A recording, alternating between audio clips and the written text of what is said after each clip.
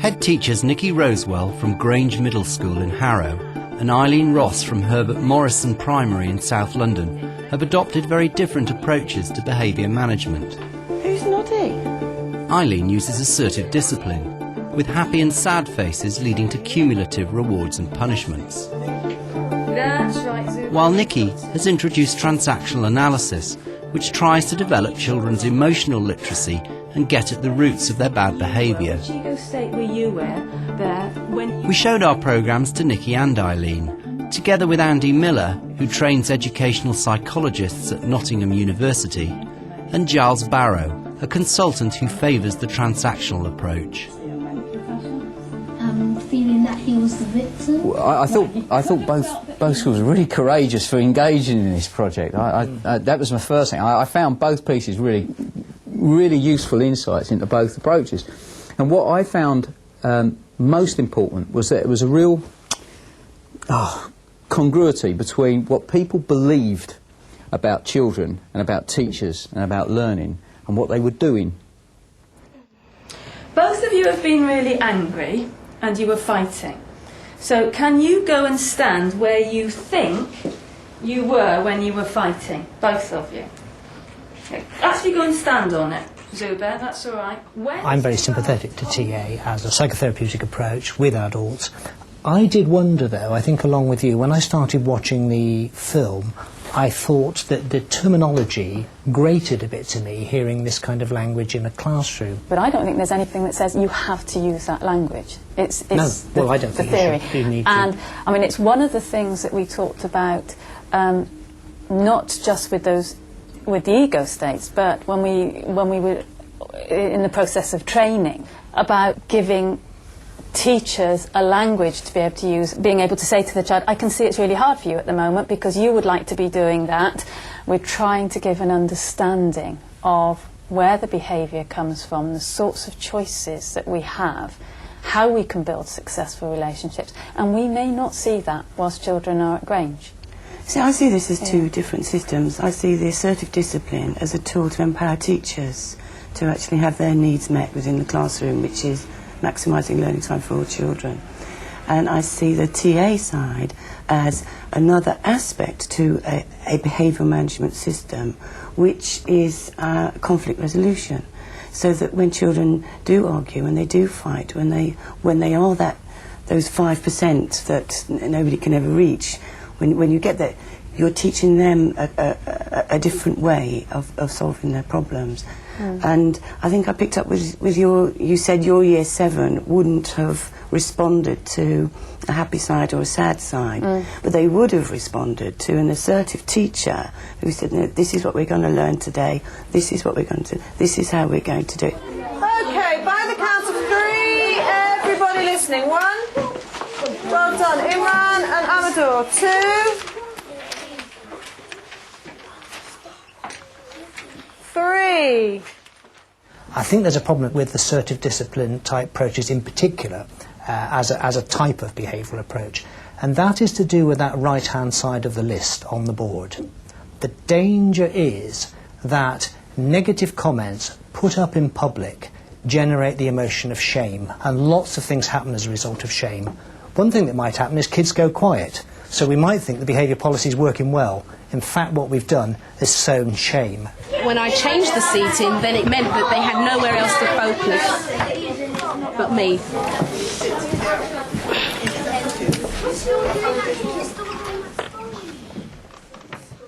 I understand that. And no, we don't want to shame them. We don't want to humiliate them at all. But on the other hand,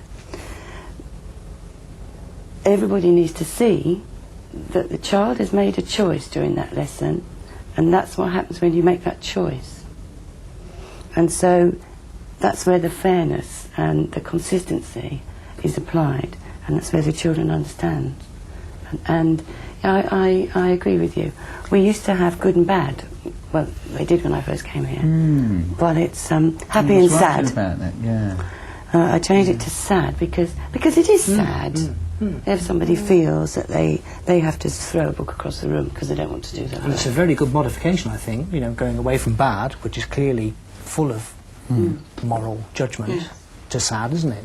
I just wondered about that.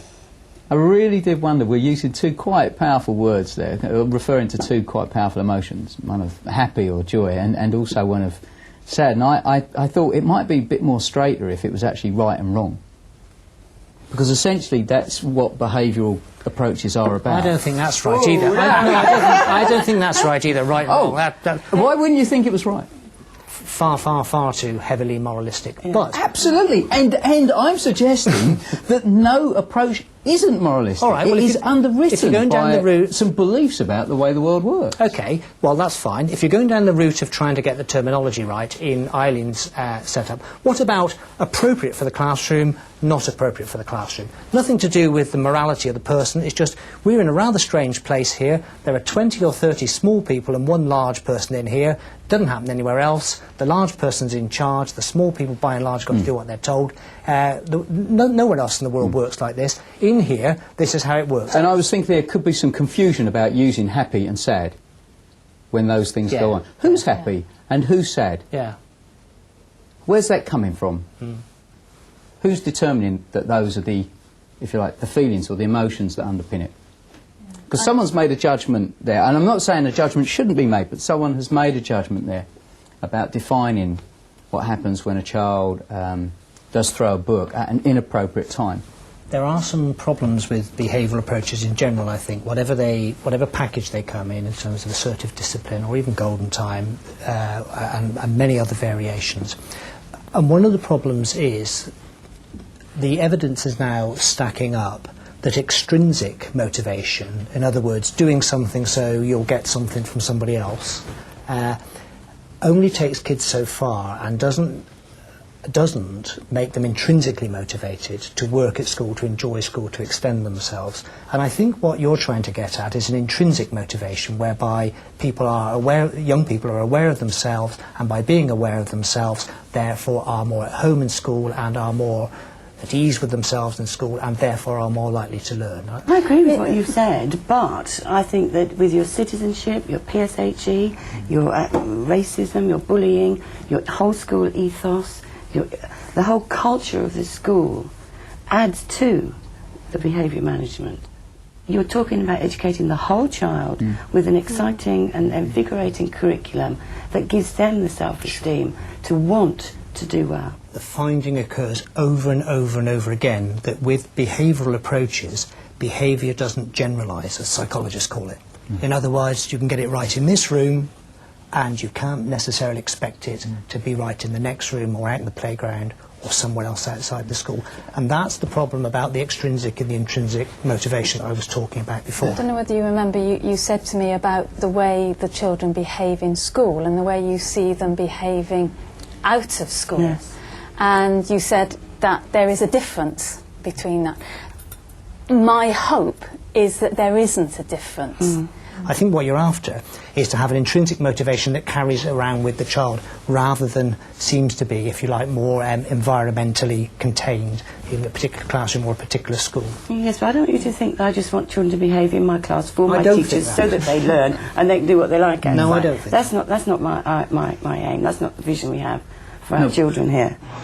4 ticks on the happy side. Well done, Cole. That's 3 you've had. Well done. Mummy will be pleased, won't she? Thank you. There was a very touching moment in your school when the little girl came into you and she'd got her 3 or 4 or whatever, and you gave her a certificate and you said your mum's going to be pleased with that. And you, I mean, that's not about extrinsic motivation. That's not about ticks on charts or whatever. That's much more human and connected emotionally, I thought. And that's the essential bit with behavioural approaches, that sometimes people look at behavioural approaches and say, this is terrible, it's bribery, you're giving kids things. And of course there are some behavioural approaches that use money. So at least we're not mucking about anymore. At least, you know, we're not sort of being delicate about it. Some behavioural approaches use money. There may just be occasions when that, as a first step, may be appropriate in my book, but it's going to be highly contentious. But so you've got, if you like, material, tangible things over here, rewards. And then you've got activities like helping people do things. Then you've got symbolic things like ticks and charts and star charts and all the rest of it. Then you've got social things, which is what you were doing, genuine social communication as a reward. And at the far end, you've got intrinsic. And where any behavioural approach worth its salt has got to get to is when kids are saying, I like being in here, I like doing this work, I like being with this person, I like these other people in the classroom, this is a good place to be, I feel positive and I feel energetic. Now that's where you've got to get to. And even if it stops at the social, where the teacher is always saying, well done, I'm really pleased with you, it's not gone far enough if it hasn't got to the intrinsic. And there are people who will argue that you could start right down the far end with perhaps some really tough kids, even with money, and work their way up and so until things were intrinsically motivated. But you've got to make the journey. You can't stop at the material, or you can't stop at those ticks on boards or star charts. And you can't even stop at the social, when it always depends on the nice person saying, I'm pleased with you. You've got to have a plan, a strategy, and you've got to be guided towards that final bit when being here, doing these things is great fun and energising for the person involved. I know we're highlighting behaviour management at the moment because that's what we're talking about. But it is one of the tools. It's not the be-all and end-all. And I don't just look at that in order to get academic achievement. I want to educate the whole child for life, to fit and meet head-on everything that life throws at the child. And I think it's interesting because you hinted there that, in a sense, there is a degree of setup here that we've been invited to talk about behaviour, and some of us, certainly myself, have a strong reluctance talking about behaviour as if it's separate from teaching and learning. When I notice where schools are really developing their work around behavioural approaches, there tends to be a separating out of behaviour. We need to get behaviour sorted because then we can teach them. And then the kids can learn. So there's this notion we need to separate out the behaviour, deal with it, so we get on with the real thing about teaching and learning. And I think that there's something unhelpful in that. Learning can take place as a result of thinking and reflecting explicitly about behaviour, that it doesn't need to be separated out. The bottom line of it is, I am a head teacher. I am in charge of an educational institution, and therefore my job is to get the children learning to the highest academic standards as possible. I'm not a social worker. I'm not a counsellor. I'm not all of these things. But I am. And there's another aspect. And it's that last piece, Eileen, which is saying... You can't come away from that. No. You're also responsible for a group of teachers. I was going to come on and to they that. are different people. They start from different places. And it's not a criticism, but Nicky, but that's the challenge for you, I think, having your group of teachers, some of whom I suspect, will gravitate towards TA and be utterly embroiled in it themselves personally, and therefore, work with the kids fantastically, and others with reservations for all sorts of Andy, reasons. don't you get that, though, in any school with any approach? Yes. So you've come across where you see a day done on assertive discipline and you've got a load at the back saying no one's going to tell me whether or not I praise that kid for sitting down quietly, I'm going to do my own thing. And I think the approaches that schools develop tell us as much, if not more, about the grown-ups in the place. Absolutely. And what they believe about education, what they believe about the role of the teacher, than it does about the individual stories of children in difficulty or not, as the case may be. But then, you're talking about leadership. You're talking about getting people on board and saying, hey, this isn't working. If we tried this, I'm sure these are the benefits. So it's about the leader managing change for the benefit of those teachers so that they can do whatever it is they have to do.